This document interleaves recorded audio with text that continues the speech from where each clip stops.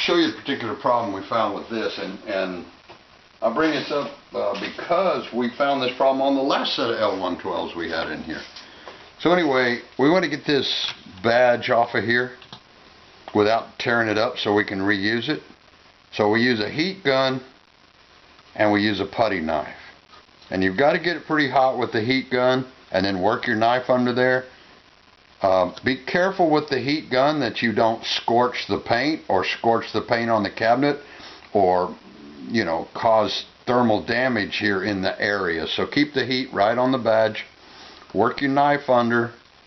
You'll feel the glue softening with the heat, and then eventually you can get it up in one piece without destroying the badge so that you can reuse it when you're done.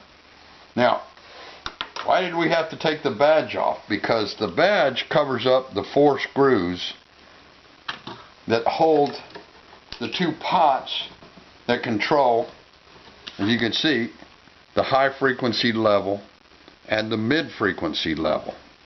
Now we pulled the 1 pot out and we've got both of them loose. Well, let me show you what happened was, the reason they come in, because the woofers had been reconed before, back about 6 years ago. So the reason they come in, because the tweeters weren't working. Now I turned the pot, obviously anytime you've got pots and you've got mid and tweet control, you have to check them, you have to clean them every time. But anyway, as I was turning them, I could feel that the mid control, and the mids were still working, the mid control moved smooth, and I could feel it moving through its range.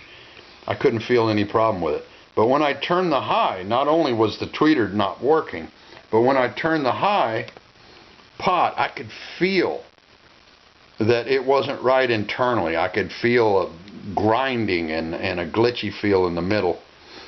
And if you got it to a certain point, you could actually get a little bit out of the tweeter. So of course we checked the tweeters to make sure they were working properly.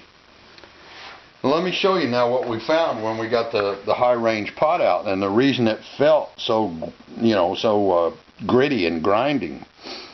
So we took the pot apart and look at the pot. You see all that crud in there. There's another indicator when we opened it up. The discoloration on this cap. You could see where the heat had blasted out of these vents. That's what these vents are for, to relieve heat. And then when we got it opened up, look at that. Look, it is burned up. Look at the windings. And that spot right there, when the wiper went around that spot right there, that's what I was feeling. Look at that. That pot is destroyed. Alright, so we're going to have to replace those pots. Now, why did the high frequency pots on both of them get burned and the mid-range pots didn't get burned? Two possibilities here. They had an amp malfunction, and you had ultra high frequency oscillation. Ultra high frequency means you can't hear it. Batman can hear it, you can't hear it.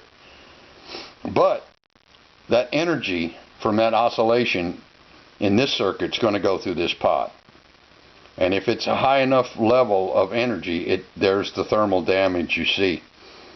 The other possibility would have been somebody just had the treble control maxed out, and or they had the loudness circuit in. And remember, the loudness circuit is supposed to be used when you're playing quietly, not when you're playing loudly.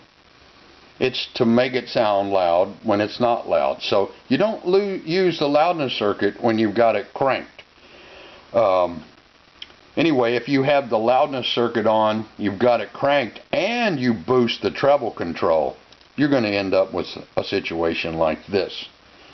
So anyway, that's one thing to look at when you're restoring an old pair of JBLs or any other speaker that has a high frequency level control and the tweeter's not working. Crossover damage, potentiometer damage, or tweeter damage, or all three if it's radical. Anyway, just another note when you're doing a speaker restoration.